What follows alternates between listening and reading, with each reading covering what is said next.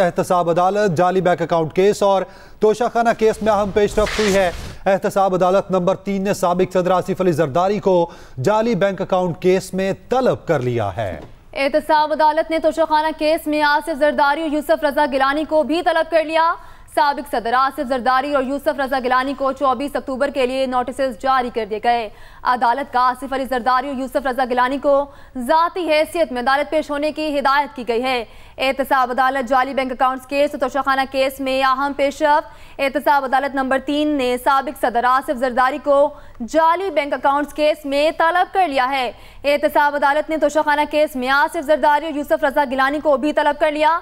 साबिक सदर आसिफ जरदारी और यूसुफ रजा गिलानी को 24 अक्टूबर के लिए नोटिस जारी कर दिए गए।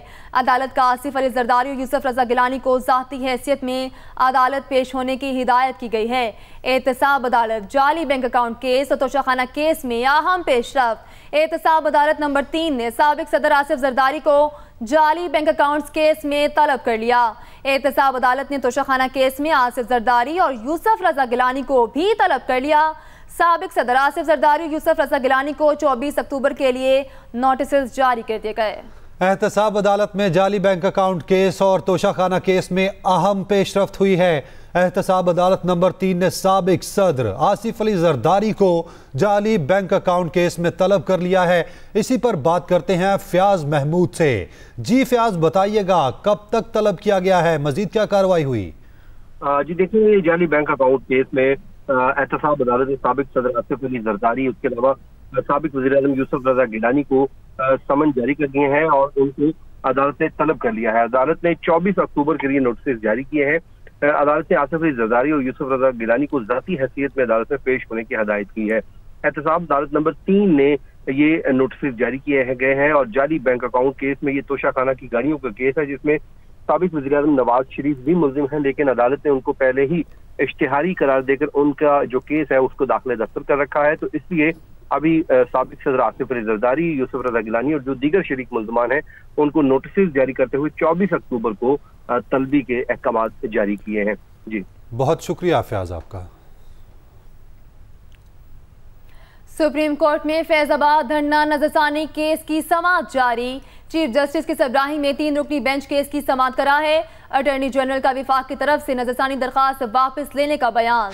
अटॉर्नी जनरल ने कहा विफाक इस केस में दिफा नहीं करना चाहता, अब क्यों वापस लेना चाहते हैं? चीफ जस्टिस का अटॉर्नी जनरल से मुकालमा, पहले कहा गया फैसले में गलतियां हैं। चीफ जस्टिस ने कहा कि नजरसानी अपील जब दायर की गई इस वक्त हुकूमत और थी। इसी पर बात करते हैं अपने नुमाइंदे जैगम नकवी से। जी जैगम।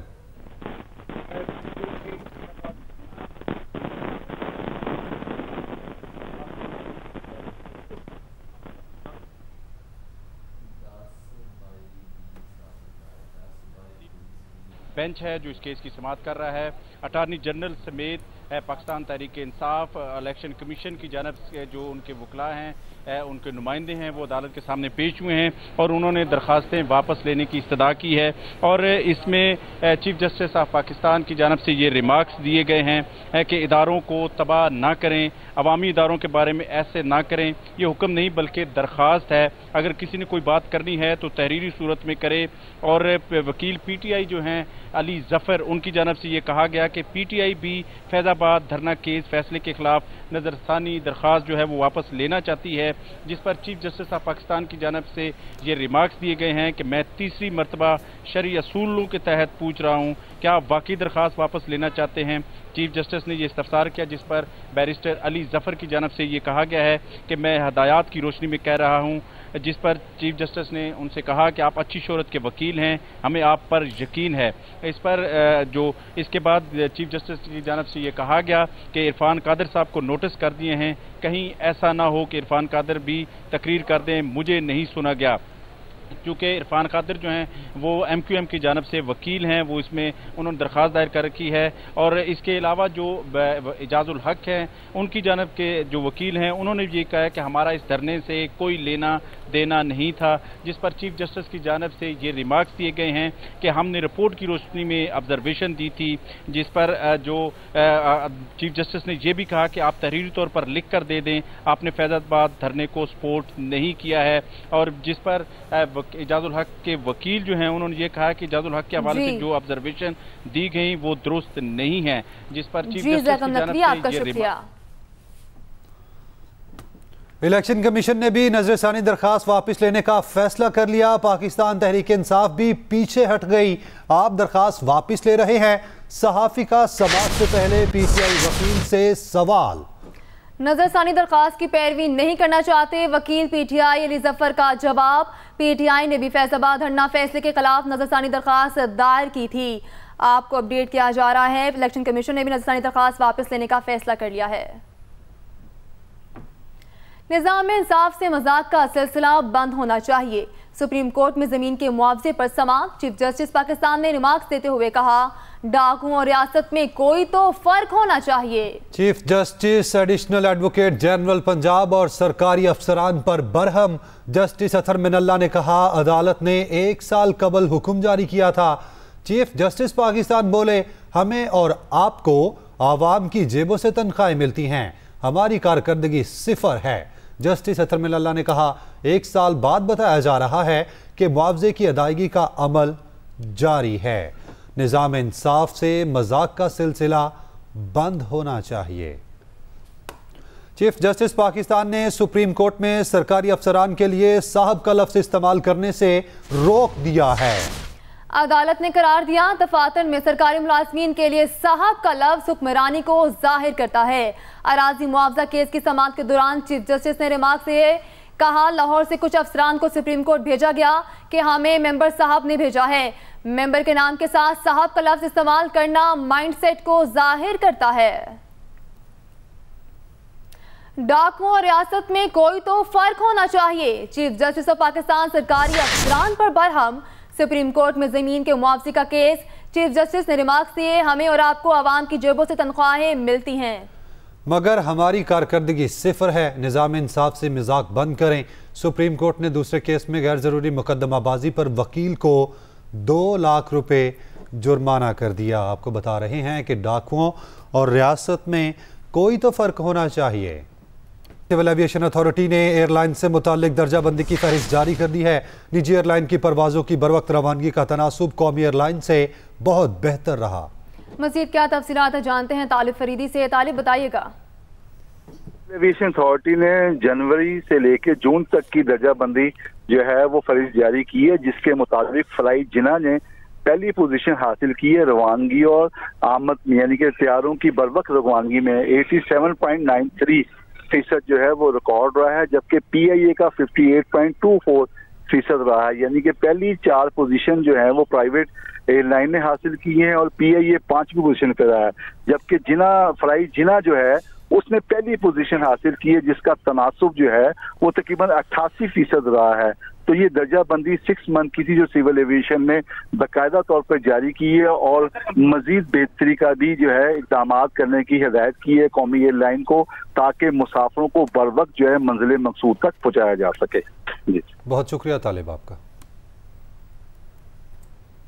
नेपरा ने के इलेक्ट्रिक सारिफीन के लिए बिजली महंगी कर दी है। नेपरा ने 4 रुपये 45 पैसे फी यूनिट तक महंगी करने की मंजूरी दी है। के इलेक्ट्रिक सारिफीन को बिजली का एक और झटका। नेपरा ने के इलेक्ट्रिक सारिफीन के लिए बिजली 4 रुपये 45 पैसे फी यूनिट तक महंगी करने की मंजूरी दे दी। इजाफे की मंजूरी गुज़श्ता माली साल की पहली सहमाही एडजस्टमेंट की मद में दी गई है। नेपरा ने मंजूरी के बाद नोटिफिकेशन के लिए समरी विफाकी हुकूमत को अरसाल कर दी। नेपरा के मुताबिक के इलेक्ट्रिक सारिफीन से इजाफी वसूलियाँ अक्टूबर और नवम्बर 2023 में की जाएंगी। शहरी बिजली की कीमतों में इजाफे पर फट पड़े। कहते हैं पहले ही महंगाई अरूज पर है, इस पर ये इजाफा नाकाबिले बर्दाश्त है। बिजली की कीमतों में इजाफा जो है आवाम के साथ बहुत खुली नाइंसाफी है। ये हुकूमत को ऐसा नहीं करना चाहिए। गवर्नमेंट को तो ख्याल करना चाहिए, जो मजदूर है ठेला चलाता है सारा दिन, तो वो क्या बच्चों की रोटी पूरी करेगा जब बिजली का बिल भरेगा। जब ये बढ़ाए जा रहे हैं इनको खुद सोचना चाहिए, आवाम के ऊपर मजीद लोड डाले ही जा रहे हैं। नेपरा ने विफाकी हुकूमत की दरखास्त पर इजाफे की मंजूरी दी। विफाकी हुकूमत की जानिब से नोटिफिकेशन जारी होने के बाद इजाफे का इतलाक हो जाएगा। अब आपको बताएं कि अमरीकी करेंसी की कदर में कमी का सिलसिला जारी है। इंटरबैंक मार्केट में डॉलर मजीद ₹1.17 कमी से 287 रुपये 58 पैसे की सतह पर आ गया है। अमरीकी करेंसी की कदर में कमी का सिलसिला जारी है। इंटरबैंक मार्केट में डॉलर मजीद ₹1.17 कमी से 287 रुपये 58 पैसे की सतह पर आ गया है। अमरीकी करेंसी की कदर में कमी का सिलसिला जारी है। इंटरबैंक मार्केट में डॉलर मजीद ₹1.17 कमी से 287 रुपये 58 पैसे की सतह पर आ गया। पाकिस्तान क्रिकेट टीम ने हैदराबाद के राजीव गांधी स्टेडियम में प्रैक्टिस की है। ट्रेनिंग में 10 खिलाड़ी शरीक हुए। कल पहला वार्म अप मैच न्यूजीलैंड के खिलाफ खेला जाएगा। कौमी क्रिकेट टीम बुध की रात तवील सफर के बाद लाहौर से बरास्ता दुबई भारत पहुंची। हैदराबाद दक्कन में एक रात के आराम के बाद ऑप्शनल ट्रेनिंग रखी गई थी, जिसमें टीम के 18 में से 10 खिलाड़ियों ने हिस्सा लिया। उनमें बाबर आजम, फखर जमान, हसन अली, शाहीन अफरीदी, हारिस रऊफ, सलमान अली आगा, इफ्तिखार अहमद, वसीम जूनियर, मोहम्मद हारिस और जमान खान शामिल हैं। कौमी टीम अपना पहला मैच जुम्मे को न्यूजीलैंड के खिलाफ इसी स्टेडियम में खेलेगी। वर्ल्ड कप 2023 के वार्म अप मैचेस कल से खेले जाएंगे। पाकिस्तान का मुकाबला न्यूजीलैंड, बांग्लादेश का श्रीलंका और अफगानिस्तान का सामना जनूबी अफ्रीका से होगा। तीनों मैचों का आगाज पाकिस्तानी वक्त के मुताबिक दिन 1:30 बजे होगा। क्रिकेट का 50 ओवर्स पर मुश्तमिल मैचेस का मेगा इवेंट 5 अक्टूबर से शुरू होगा। 10 टीमों को अपना बेहतरीन कॉम्बिनेशन बनाने और कंडीशन से हम आहंग होने का आखिरी मौका वार्म अप मैचेस से मिलेगा। पहले दिन 3 मैचेस खेले जाएंगे। उन वनडे मैचों को आईसीसी वनडे इंटरनेशनल का दर्जा हासिल नहीं होगा। हर टीम अपने 15 खिलाड़ियों को आजमा सकती है। पाकिस्तान के मैच में तमाशाइयों को राजीव गांधी स्टेडियम में दाखिले की इजाजत नहीं होगी।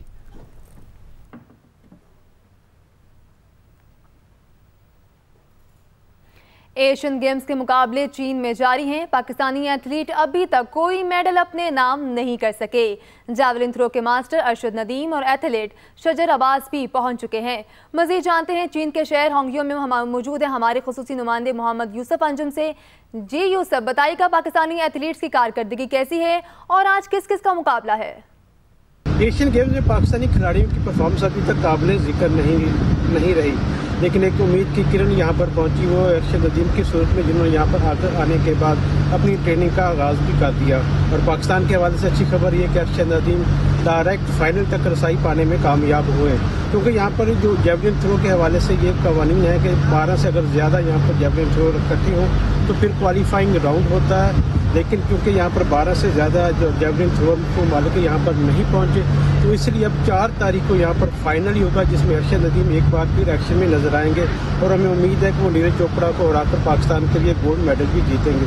स्क्वैश के मैदान से हवाले से अच्छी खबर यह है कि पाकिस्तान का आज एक अहम मुकाबला कुवैत के साथ होने जा रहा है। पाकिस्तान की टीम अगर कुवैत को हराने में कामयाब रहती है तो वो सेमीफाइनल तक पहुँच जाएगी, जबकि पाकिस्तान हॉकी टीम का मुकाबला उज्बेकिस्तान के साथ है। पाकिस्तान की हॉकी टीम पहले 2 मैच जीत चुकी है और उम्मीद की जा सकती है कि पाकिस्तान हॉकी टीम आज भी अच्छा खेल पेश करेगी। जी, निगरान वज़ीर आज़म अनवारुल हक काकड़ ने रोज़ा रसूल सल्लल्लाहु अलैहि वसल्लम पर हाजिरी दी। मुल्क और कौम की तरक्की और खुशहाली के लिए खुसूसी दुआ की।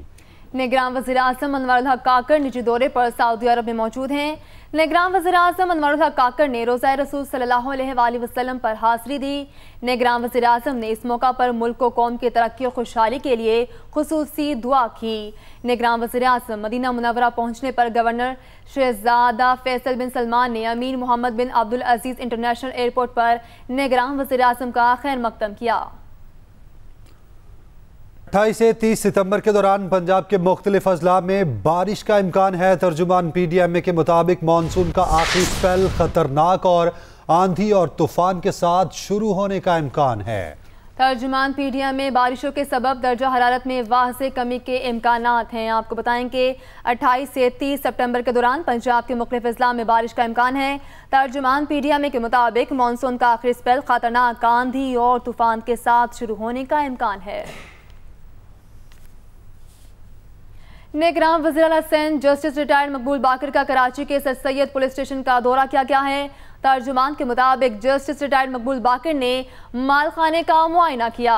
निगरान वज़ीर आला सिंध ने असलहा खाना का भी मुआयना किया। इन्होंने हिदायत देते हुए कहा कि तमाम मुतल्लिका थानों के इंस्पेक्शन की जाए। पुलिस स्टेशन की हालत ख़राब है, कोई ख्याल नहीं करता।